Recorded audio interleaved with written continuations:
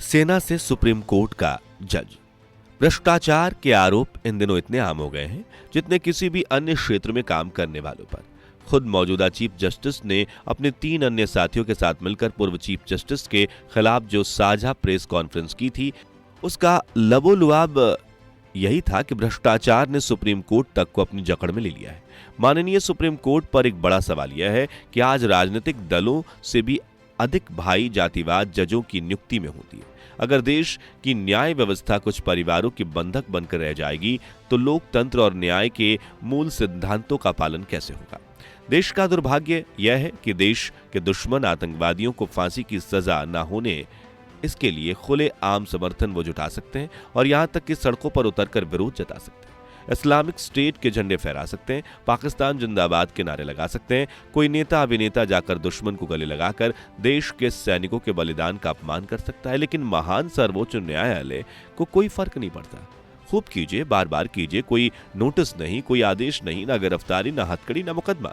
सर्वोच्च न्यायालय शुतुरमुर्ग की तरह रेत में गर्दन दबा लेती है, लेकिन यदि ऐसा कराने वाले पर मुकदमा हो जाए, गिरफ्तारी हो जाए और हथकड़ी जेल की नौबत आ जाए तो न्याय को खरीदने बेचने वाली वकील वर्ग अथवा इनके लोगों द्वारा न्याय की मिली भगत से जादुई एवं तुरंत सुनवाई का समय प्राप्त कर लेते हैं। यह अवसर सर्वोच्च न्यायालय के समान नागरिक को नहीं देती। मानवाधिकार का गैंग, टुकड़े टुकड़े गैंग और देश विरोधी लिबरल बुद्धिजीवियों का गैंग सुप्रीम कोर्ट में देशभक्तों पर भारी पड़ती है। स्पष्टतः सर्वोच्च न्यायालय की भी शंका, संदेह और षड्यंत्र के दायरे में है, जिस वजह से भी देश में भीड़ तंत्र सक्षम, सशक्त और समर्थ हो पा रहा है। पुलिस क्या करे? उसकी संख्या भीड़ के सामने नामात्र की है। इसके अलावा इस संख्या की बड़ी संख्या से सरकार और न्यायालय की सुरक्षा करनी है। पुलिस तो धोबी के कुत्ते की तरह है, ना घर का ना घाट का।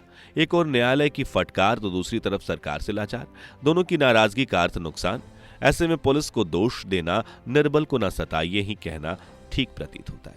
सर्वोच्च न्यायालय दूसरों से सुधरने की उम्मीद करती है, लेकिन आत्म सुधार में कोई रुचि नहीं दिखाती। न्यायालय के देशभक्ति पर सवाल है, इसलिए देश के लिए जीवन को दांव पर लगाने वाले, अपने देशभक्ति को प्रत्यक्ष साबित कर गुजरने वाले सैनिकों में से क्या सुप्रीम कोर्ट का जज बनाया जा सकता है? इसको गंभीर व संवेदनशील होकर जनहित व देशहित में किया जा सकता है।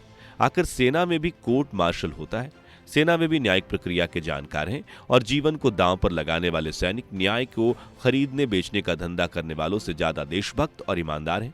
माननीय सुप्रीम कोर्ट से अपेक्षा है कि भारत की न्यायिक व्यवस्था को अधिक विश्वसनीय बनाने के लिए सेना के देशभक्ति को सुप्रीम सम्मान दे तथा सुप्रीम कोर्ट का जज सेना से बनाने में अपना योगदान दे। माननीय सुप्रीम कोर्ट अतिशीघ्र अदालती सुधारों की प्रक्रिया के अभियान शुरू करे।